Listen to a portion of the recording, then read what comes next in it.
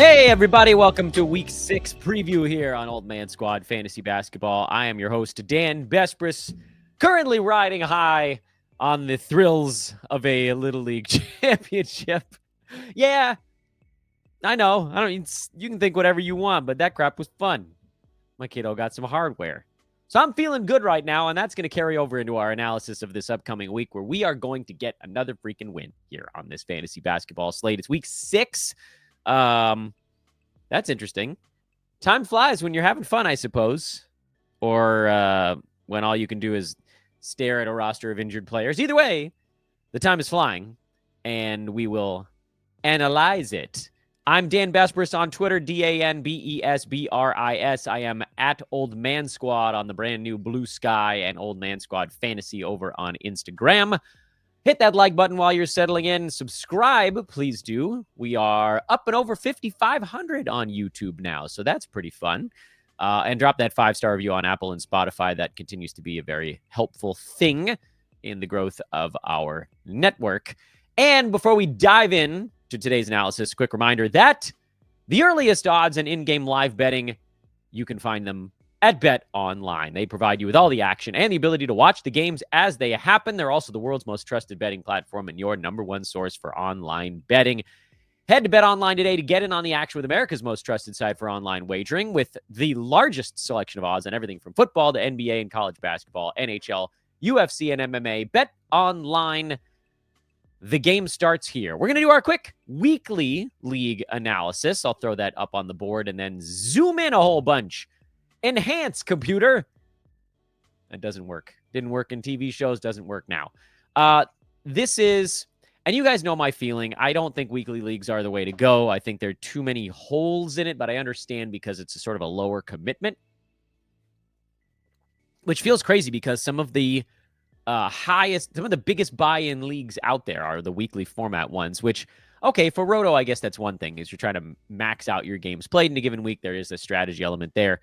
I hate weekly head-to-head, but this is analysis for all of it. Doesn't matter how I feel about it. Some of you are making decisions based on information we have right now on Sunday evening. So let's go through basically like the top 150, top 200 or so quickly and let you guys know what's going on with the different players and whether or not you can start them in your leagues.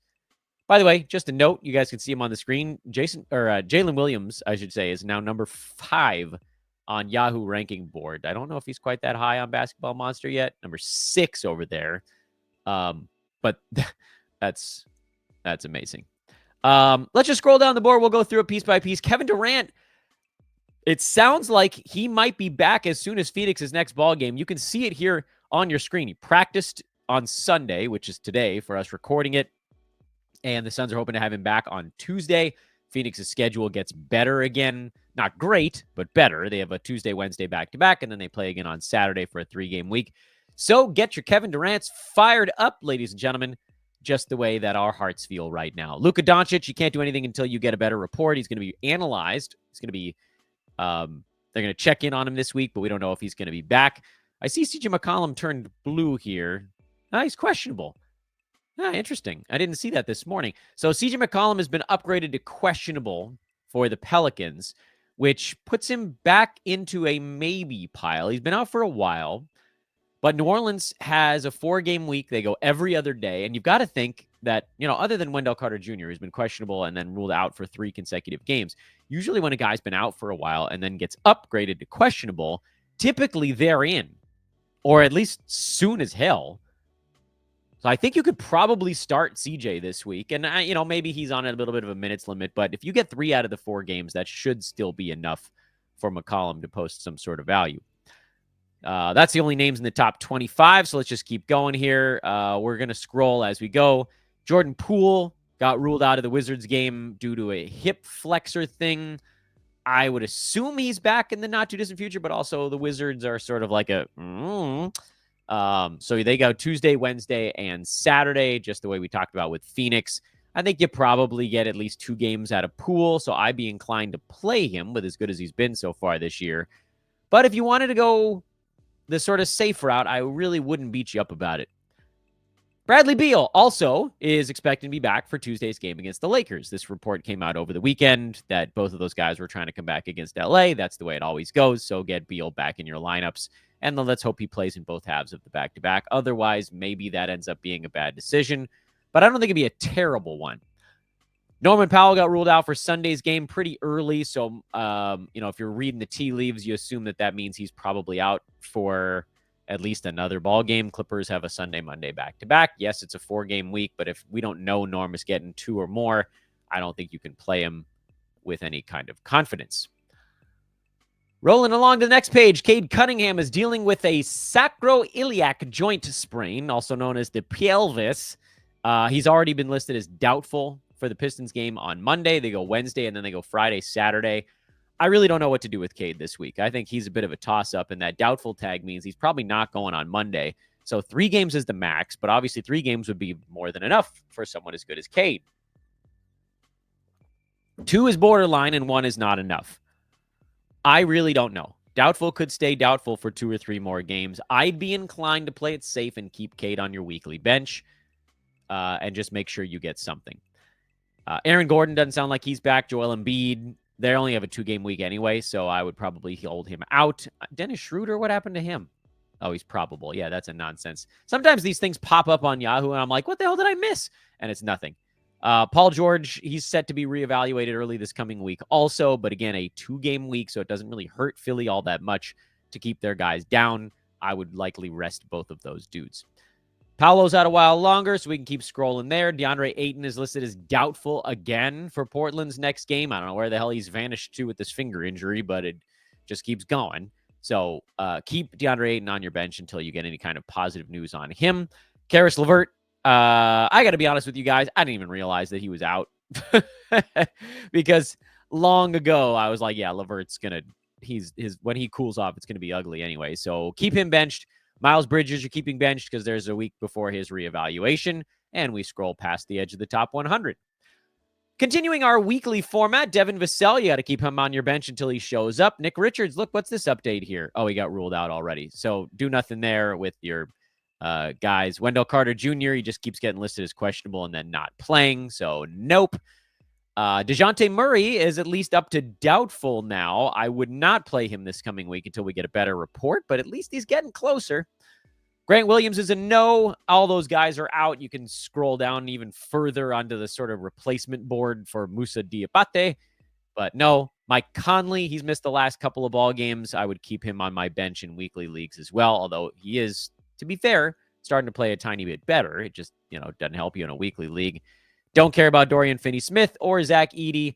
John Morant is interesting. He's been listed as questionable, so he's potentially going to come back for this game.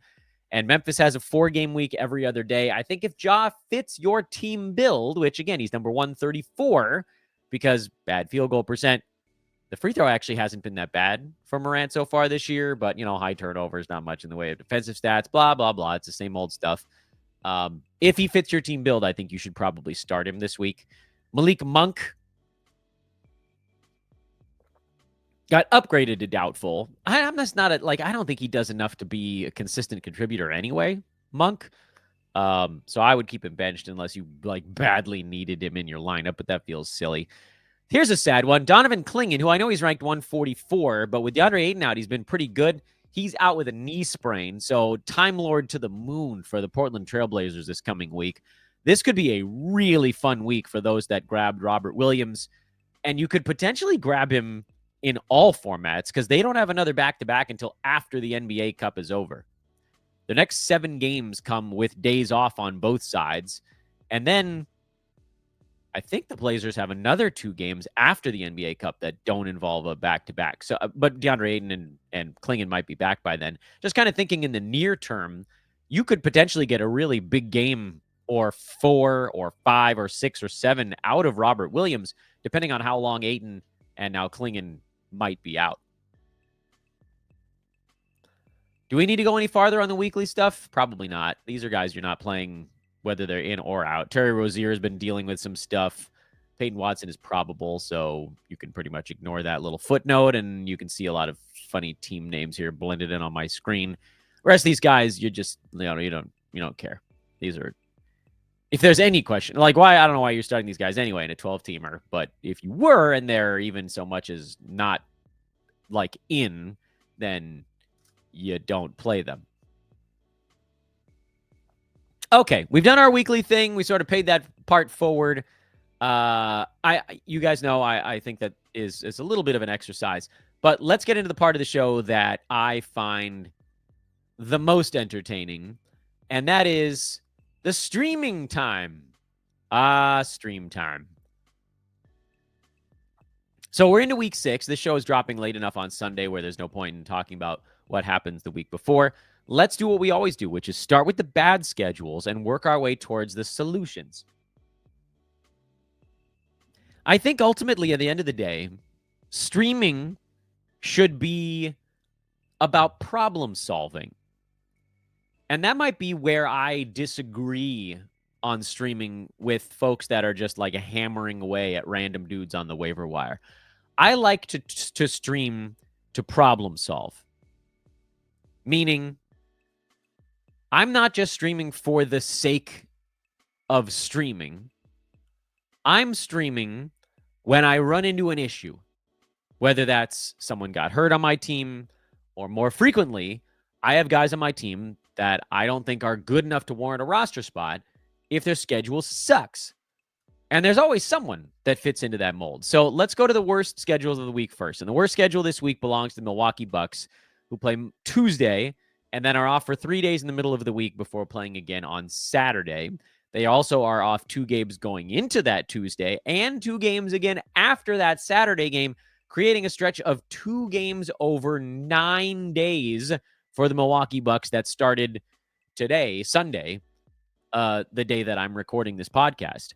So this is about as bad as it gets. 1 game over 7 is, I think, the worst. 2 games over 9. I mean, 1 over 6 is also quite bad.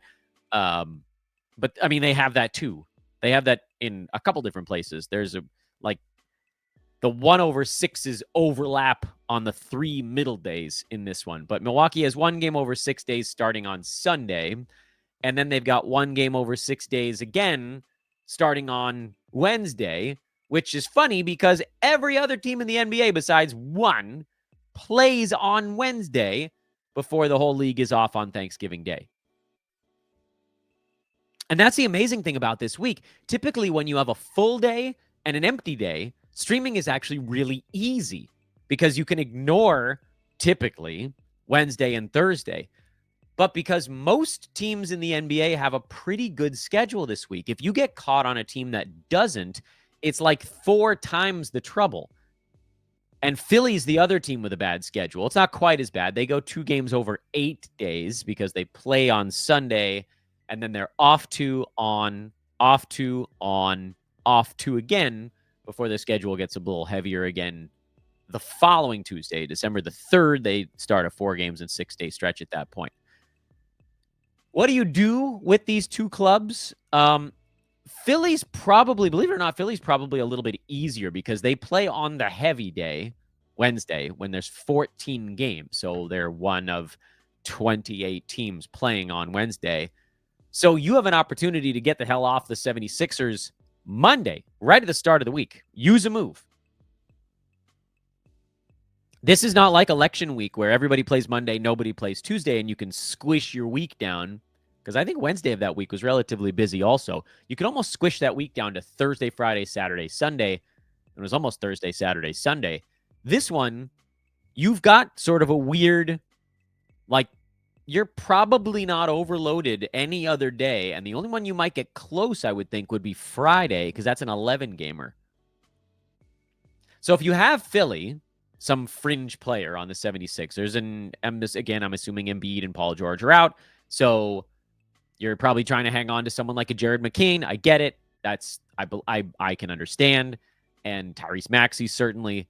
But almost everyone else, like a Gershon Yabusele, you might have had to stream at the end of this last week, or Kelly Oubre Jr. or something. I think those guys are actually playing their Sunday game as I speak now and getting throttled by the suddenly incredible defense of the Los Angeles Clippers. Caleb Martin would be another one you can cast off into the ocean first thing next week. There are a lot of 76er stream level guys that you got to get rid of. Because not only are you turning what's potentially a 2-game week into a 4-game week, if you can find a way to do it where you're probably not going to avoid Wednesday, because the only teams that don't play Wednesday are Milwaukee, who we just talked about, and they're a 2-game week, and Boston, and they're a 3-game week, Monday, Friday, Sunday. So you're not going to turn an overload 2-game week, which could almost function like a 1-game week. You're not going to turn a 1-game week into a 4-game week. There is no team in the NBA this week that plays 4 times where one of them is not Wednesday, meaning every single 4-gamer this week includes a game on Wednesday. But if you have Philly, that also includes a game on Wednesday.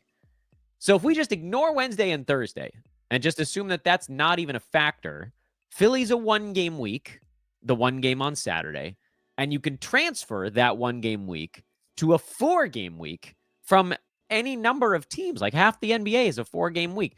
Atlanta, and like a lot of different schedules to get there, by the way. Atlanta, Brooklyn, Charlotte, Dallas. You guys will see me scroll through and just count them off here if you're watching on YouTube. Detroit, Indiana, the Clippers, the Lakers, the Grizzlies, the Heat, the Pelicans, the Knicks, the Thunder, the Magic, the Blazers, the Kings, the Raptors, the Jazz, all of those teams. Every single one of those teams has a 4-game week. So it's a really, really easy call to make if you have a 76er to start the week. Milwaukee's actually a little bit more complicated because there are no back-to-backs to start this week. Nobody goes Monday, Tuesday, meaning you can't really heavy front load your week. Because most of the teams that play on Monday still have 3 games left. Not all of them, but many. There are some that don't. Don't worry, we're going to get to a couple of those clubs. And one of them has sort of like the benefit of not being on a busy day. That's Boston. Actually, I want to make this a different color code, but it's too late now. So, unless you have a team that's playing on Monday that then only has 2 games the rest of the week, which would be like a Denver. Who else plays Monday but only has 2 games? This is something I probably should have written down, but I didn't. Golden State. So Denver, Golden State. I think that's it. So there's only 2 teams. Denver and Golden State are the 2 teams that have a game on Monday and then only 2 games the rest of the week. But again, what are you going to do there? You're going to pivot from Denver. Well, Denver is a more easy decision because they have some holes in their thing. But you could pivot from Golden State to okay, are there any teams that have 4 games starting on Tuesday? Yes, the Lakers, the Heat are good choices there, and the Utah Jazz. Those 3 teams, you could pivot on Tuesday to those teams if you have Denver or Golden State. So actually, let's color code Golden State a little bit here, just so we remember to keep them in focus. And then Boston deserves a third different weird color because their schedule is both bad and good at the same time. But that's what makes Milwaukee kind of interesting. And then we'll loop back around to that Denver Golden State thing we were just talking about. Milwaukee has a game on Tuesday. So if you have a Buck on your team who maybe you kind of like the way their guys are playing, you could very easily hold through Wednesday. Actually, you don't do anything on Wednesday because you probably have a full schedule. You could hold that Milwaukee Buck until, frankly, Sunday. That's the crazy thing about Milwaukee. It's a 2-game week, but they're not on Wednesday. So the Milwaukee 2-game week plays an awful lot like a team with a 3-game week that does include Wednesday, and there are quite a few of those. If you wanted to, you could move off of the Bucks to a team with a 4-game week, but odds are, as we just mentioned, you're actually only gaining 1 game. Even though you're gaining 2 in reality, you're only going to get to use 1 of them because that Wednesday game you're gaining is just going to sit on your bench. So it doesn't help you all that much. It just doesn't, because Wednesday doesn't matter. We're treating this as a 5-day week. Milwaukee plays 2 of those 5 days, and a lot of other teams in the NBA play 3 of those 5 days. But there isn't a great way to add 2 games to your Milwaukee schedule, despite the fact that their schedule sucks. Phillies is worse, mind you, because one of their 2 games is on the high traffic day. That's why you got to abandon ship. The 76ers basically have a 1 game in 5-day week, but Milwaukee is 2 games in 5 days, and the best schedules are 3 over those 5 important days. However, and this is kind of like where things get twisted a little bit, Denver has a 3-game week, but one of them is on a traffic day. So their schedule almost plays like a 2 games over 5 days also. And Golden State, 3-game week, but one of them is on Wednesday. Houston, a 3-game week, but one of them is on Wednesday. Those teams are effectively 2-game weeks because we're throwing out Wednesday. So if you have someone on one of those clubs we just talked about, Denver, Golden State, and Houston, and honestly, like if you just glance at the schedule, Golden State's doesn't look all that bad. Denver's looks worse because they're off Thursday, Friday, and Saturday. The advantage of a Golden State schedule is they play Saturday, and then you could make a move on Sunday if you wanted to. So like you'd gain only the 1 game. That's true. It's not that great. But you could make a move with Golden State on Sunday in a way where with Denver and Houston, if you were sticking it out, you're sort of already screwed.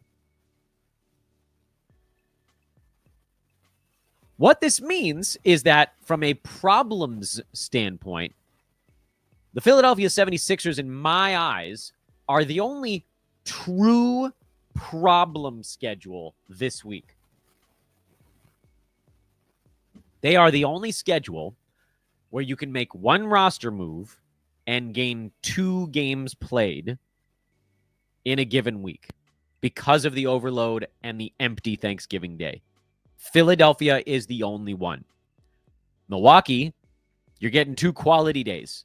That's really important this week because Wednesday and Thursday are dead. They're dead days for streaming. Milwaukee's playing 2 games out of 5 days. And again, the best schedules this week go 3 out of the 5 relevant days. You can only gain 1 game played with a roster move over the span of the week with Milwaukee, with anybody in the NBA. If you're going to hold a player for the full 7 days, the only team where you can gain more than 1 game played is the Philadelphia 76ers. And with them, you can have that by Friday, switching off to some other team. You could go back to Philly on Saturday if you wanted to. I don't care. You wouldn't gain a game, but you could. I wouldn't. That would be a bad idea because they go Saturday and then they're off for 2 days again. I do want to point out Boston as well. They have a 3-game week, but it's going to play like a solid 3 because none of their 3s is Wednesday. So Boston looks like they have a bad schedule because they don't play Tuesday, Wednesday, or Thursday, but Wednesday, Thursday don't matter. So this week in your mind should be treated as Monday, Tuesday, Friday, Saturday, Sunday. What do teams do on Monday, Tuesday, Friday, Saturday, Sunday? I'm highlighting it on the board as we go. If you're going to get 3 games out of those days, all things are equal. Okay, so you guys understand the main point of the streaming board, which is you got to get off the 76ers. That one's the must. If you have a streaming guy on Philly, get away because you can add 2 games played by going to one of, I forget how many teams I counted off, but it was a lot. It was a ton. A ton. It was like half the NBA. So that's an easy one. Philly's the easy one. Gain 2 games played with 1 weekly move. Otherwise, try to hang on to your moves as long as humanly possible. Which, I get it, easier said than done. But hanging on to moves towards the end of the week gives you the flexibility to attack categories that maybe you didn't think you were going to win at the beginning of the week, or locking in categories that you wanted to make sure you won. Right? Like, think about it from that standpoint. How long can I go? And I feel like I forgot to put some of this stuff on the board while I was talking. So apologies to YouTubers. That ends up as a really bad one. Hey, this is what my grandfather used to say, kind of pulled the boner there. YouTubers, just go into the Google Sheet. You can flex along with their... anybody can go along into the Google Sheet. But we'll do a quick recap here on what we just talked about. What I would do And I think that's probably the question here. Dan, how are you going to approach this week? Okay. Well, my approach to the week is I'm going to look to see if I have any 76ers because then I got to get the hell off. Right? That's the first big one. We already talked about that. We got to get out of Philly because they don't play Monday, Tuesday, or Friday. Those are the first 3 important days of the week. And they effectively, they don't have anything till Saturday. That matters. They're the only team that can boast that kind of disaster. And then everybody else in the NBA plays either Monday or Tuesday. Philly's the only team that is off Monday and Tuesday this week. That's why that's such an important thing to do. If I don't have any 76ers that I need to abandon ship on, I'm probably not making any roster moves on my team until Friday. Unless there's some player that I really, really, really don't want to have to stream anymore. Injury would be the big reason why. So a good example would be Grant Williams. I've been streaming him for Charlotte, good schedule, bad schedule, whatever. I've just been kind of letting him ride as an injury replacement guy. But I think he tweaked a knee, if I'm remembering right. It was a bad leg injury, or it looked kind of bad. In that last game in Milwaukee on Saturday, I'm going to get rid of him. First thing, if I didn't do it today on Sunday, I'm going to do it on Monday. Even though they technically play 3 games, forgetting Wednesday. Charlotte has a good schedule this week. I got to get off my guys that are going to give me zeros. Or maybe you have a streamer you picked up that just flopped, that just fell flat on their face. That would be another one where you could be like, look, I might only be gaining 1 game played. But let's say that I have a streamer on, honestly, it doesn't really matter. Take your pick of what goofer streamer you might have picked up by accident.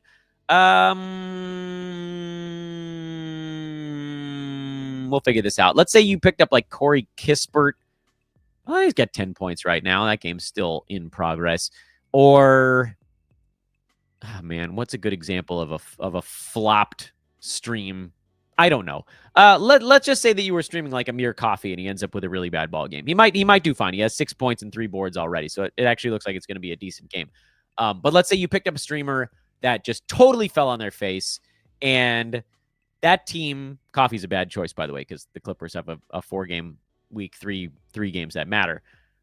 But let's say it rolls into a team that maybe only has a 2 important game week, and you could turn it into 3. You can gain a game played, and you don't even really like that streamer that much to begin with. So maybe it's Chicago. Okay, here's the Chicago Bulls. You picked up Ayo Dosunmu because it looked like he was going to have a pretty good fill-in role for Patrick Williams. He pooped his pants. Okay, now you're looking down the barrel of Tuesday and Friday being the 2 days that Chicago plays that are relevant, which, by the way, not a bad schedule this coming week because you can move off of them on Saturday and go get a back-to-back from Dallas and gain 2 games over those 2 days. But let's say you really didn't like it. Okay, you can move to a Charlotte Hornet. They play 3 times and important days this week. So you gain a game played and you get off a player you didn't like. So that's a way that you're gaining 1 game played, but you're also gaining a little bit more than 1 game played because you're moving to a slightly better player. Using real-life examples of this is a bad idea. Just picture it in your mind. You have a streamer. It's not going well. You can gain a game played over an entire week with a player you'd rather have. That I'm okay with as well.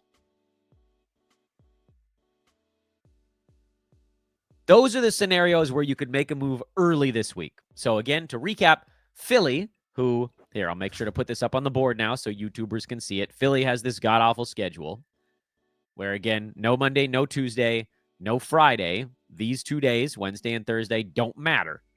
I almost want to just blank them out so nobody can see it. There we go. Bye-bye Wednesday, Thursday. I'll undo that in a little bit. But we're just treating those days like they don't matter right now. Don't worry, I'm not going to leave it like that. So Philly's bad. They have 3-0 here to start the week. Otherwise, again, your other reason to use a move on Monday or Tuesday would be to switch from someone who has 2 quality games, meaning any day besides Wednesday and Thursday. I'm even including Friday in this despite the 11-game card. All 5 days to me besides Wednesday and Thursday, I'm going to treat as quality days. Let's say you have 2 quality games and you can go up to 3 and improve the player that you're using. Those are the 2 reasons to use a move on Monday this week. Otherwise, try to hold the rest of your moves until Friday, because then you'll know better what your team needs to finish the week. You can most likely gain 1 game played, maybe 2, because Chicago, we just talked about, they don't play Saturday or Sunday. Minnesota doesn't play Saturday or Sunday. If you happen to have one of those 2 teams at the very, very, very end of the week, you could pivot to Utah. They have a Saturday, Sunday back-to-back. Dallas has a Saturday, Sunday back-to-back as well. Also, it's worth pointing out 5 games in 7 days for both the Lakers starting on Tuesday and Miami starting on Tuesday. Those teams are pretty good to hang on to because they also give you a nice start to week 7 when only 4 games on Monday, December the 2nd. Lakers and Heat, they roll right into that. So they're a really good team to move to starting on Tuesday if you felt so inclined. If you wanted to get 3 important day games this week, including 2 Friday and Sunday for each of those clubs. So hang on, make your moves if you can. Again, very fast recap. Lightning round. Philly, abandoned ship. I know Milwaukee looks like a bad schedule, but again, if you eliminate these 2 days, it's not that bad.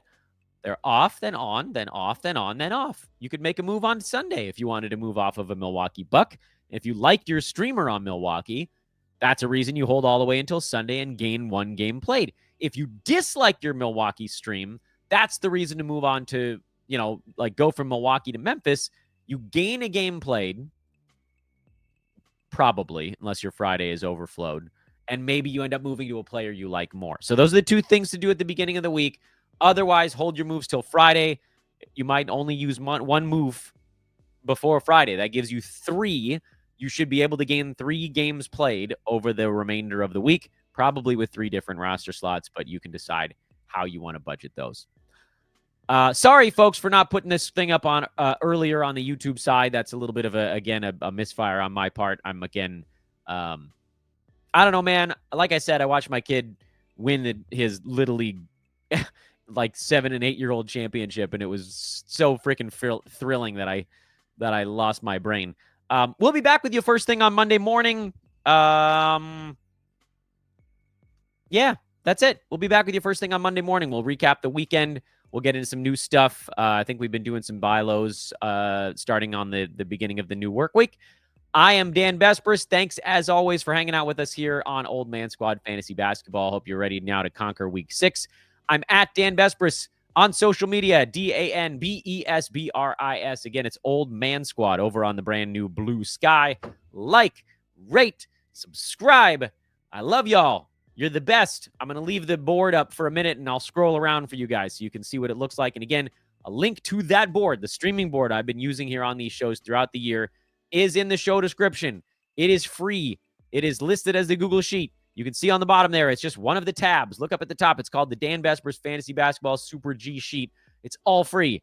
Buckets, movement, all that stream, or the injury board, all that stuff that I don't update as quickly on the weekends, but enjoy it. It's yours. Use it for streaming. That's how we get to these conclusions. Let's go, baby. Let's go, machine pitch. Asher Besbris. All right, I'll see you guys.